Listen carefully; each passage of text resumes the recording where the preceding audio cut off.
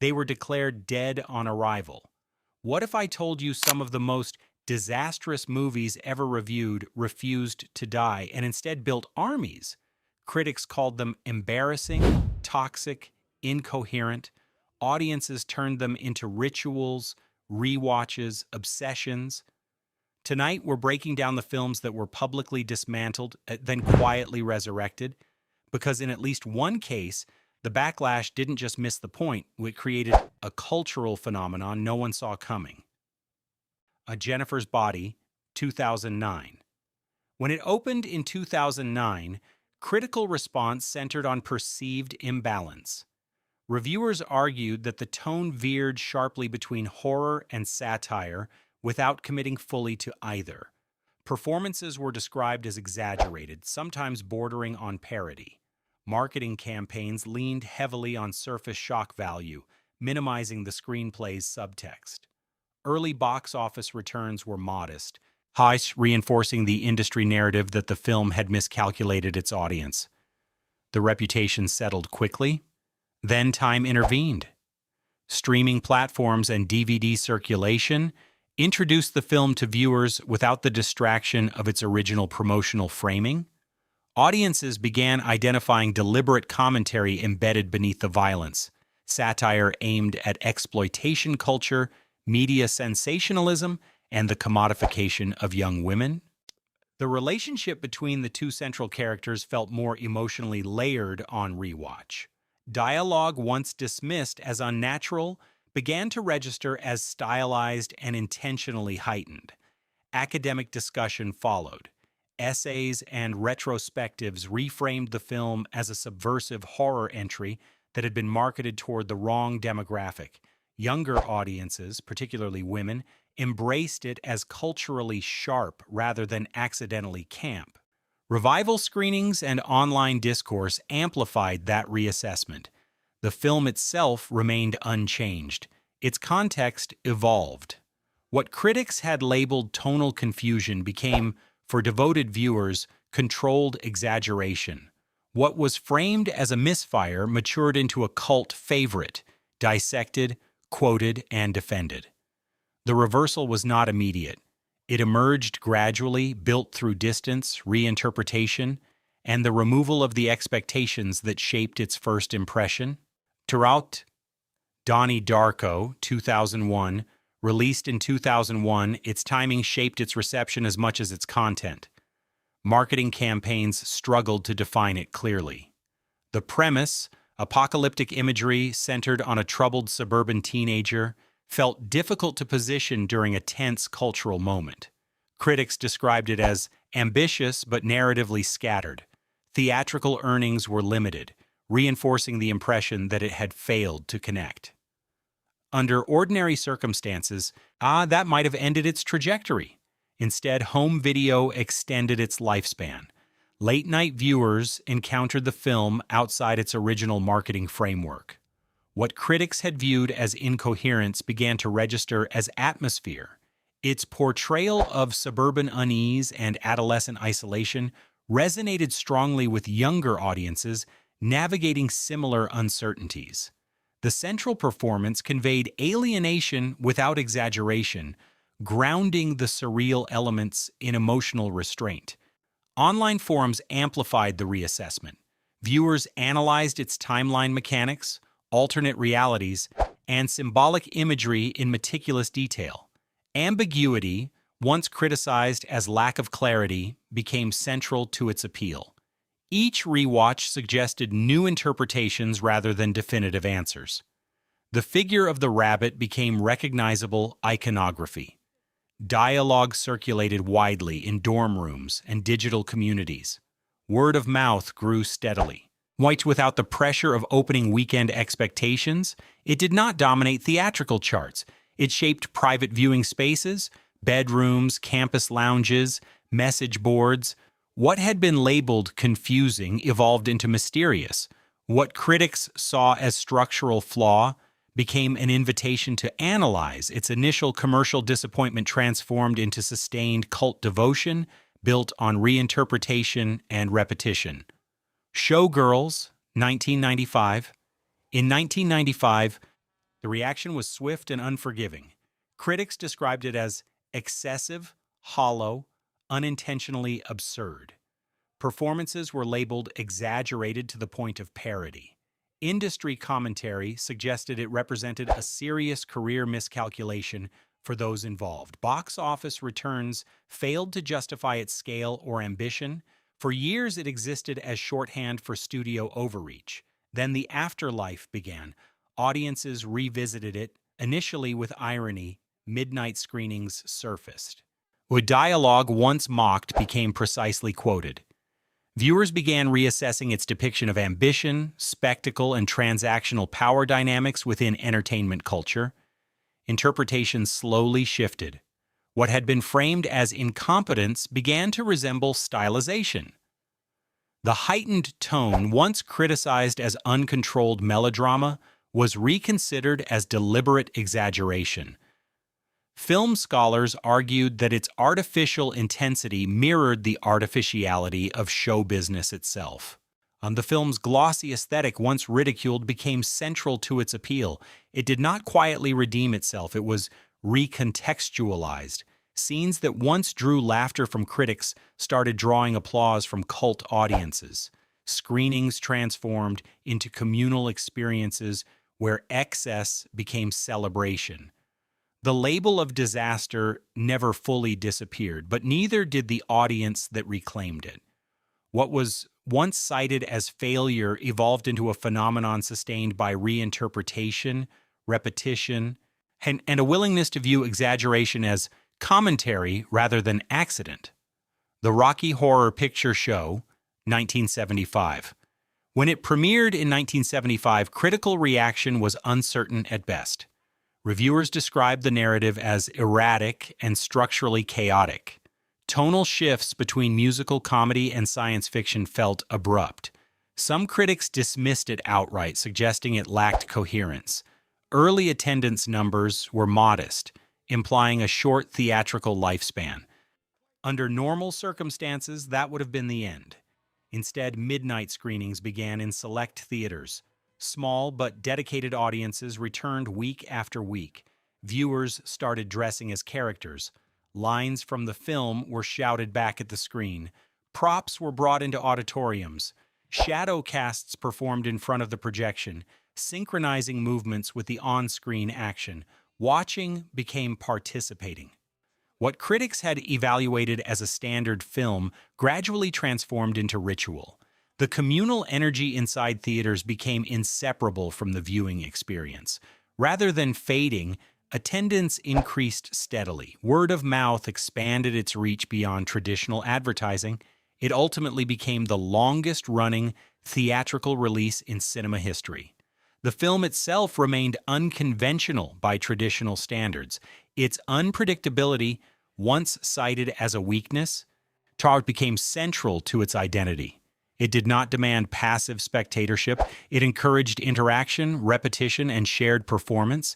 Critics delivered their judgments during its initial run. Audiences reshaped it continuously. Its cult status did not rely on revised box office totals.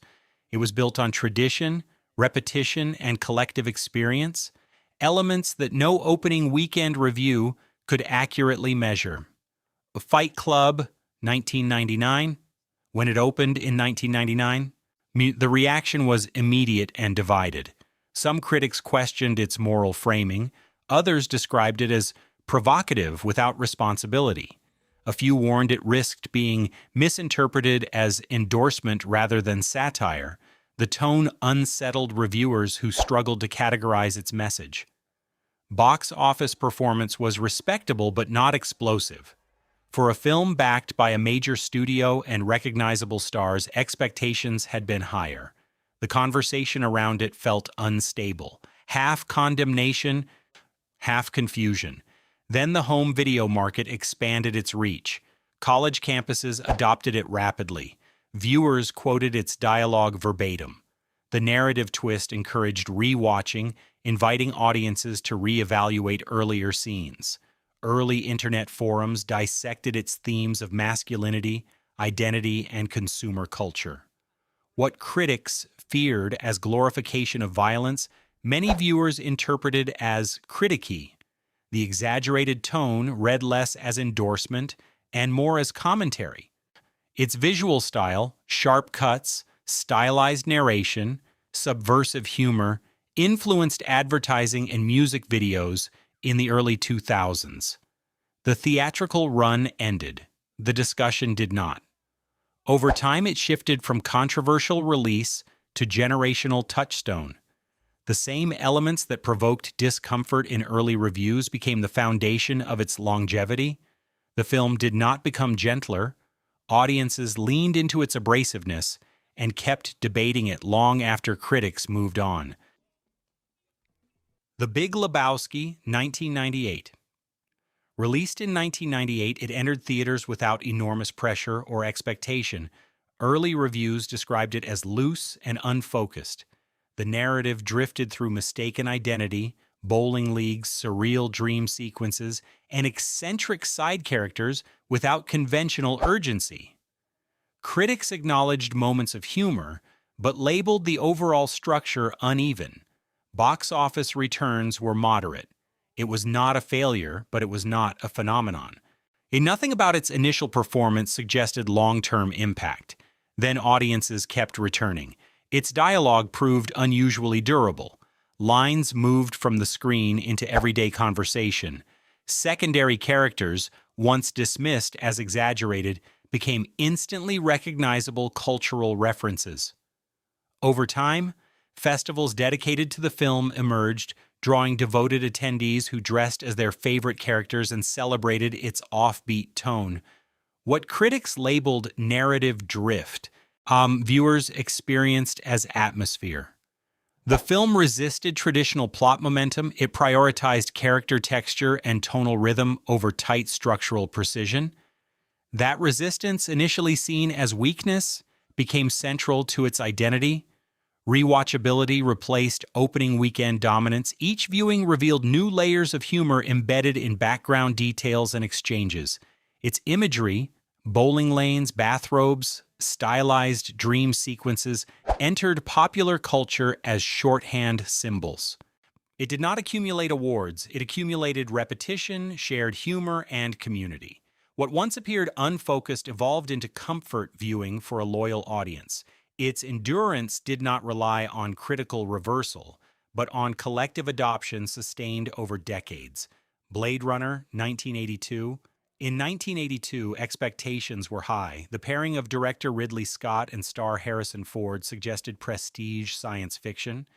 Critics acknowledged the visual ambition immediately: rain-soaked cityscapes, neon haze, layered production design, but admiration stopped there. Reviews described it as slow, narratively distant, emotionally restrained.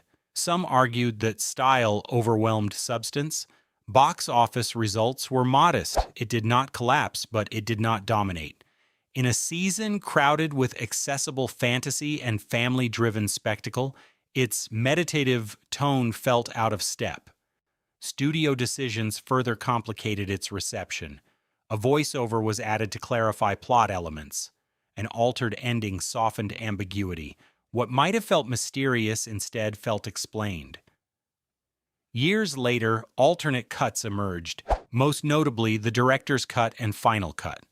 Without narration and with restored ambiguity, the film breathed differently. Silence replaced exposition. Uncertainty replaced reassurance. Audiences revisited its themes of artificial life and fractured identity. Academic circles explored its philosophical underpinnings. The question of whether Deckard himself was human fueled decades of debate. The rooftop monologue near the conclusion gained cultural permanence. What critics once called slow became immersive. What seemed emotionally distant became contemplative. The film itself did not fundamentally change. Context did. It transitioned from underperforming release to cornerstone of science fiction. The qualities once criticized, mood, ambiguity, restraint, became its defining strengths. The early verdict, confident and immediate, proved incomplete. The Thing, 1982, Released in 1982, it arrived during a summer dominated by hopeful, family-oriented science fiction. Its tone stood in direct contrast, isolated, distrustful, stripped of reassurance. Critics reacted sharply. Reviews described it as excessively graphic and emotionally bleak. Some argued it lacked humanity, focusing more on spectacle than substance. Audiences hesitated. Box office numbers reflected caution. Compared to the warmer genre offerings of the time, its atmosphere felt confrontational rather than inviting. The perception of failure settled quickly, and the narrative around it hardened. Yet horror fans continued revisiting it. With distance, practical creature effects once dismissed as gratuitous were re-examined as meticulous craftsmanship. Transformation sequences revealed layered detail achieved without digital assistance. The Antarctic setting intensified claustrophobia, turning isolation into a narrative weapon rather than backdrop. Central to its endurance was tension built through suspicion. The blood test sequence became widely cited as a masterclass in controlled escalation. Trust eroded gradually among the characters, generating unease without emotional manipulation or overt sentiment. Its ending refused resolution. That ambiguity encouraged analysis rather than closure. What critics once labeled emotional coldness, later audiences recognized as disciplined minimalism. The film did not aim to comfort or reassure. It cultivated paranoia deliberately and sustained it. As darker horror narratives gained appreciation in subsequent decades, its reputation strengthened. Retrospectives elevated it among the genre's most respected achievements. The early dismissal faded. The atmosphere of distrust remained intact and influential. Critics judge in a weekend. Audiences decide over decades. Some films collapse under opening reviews and never recover.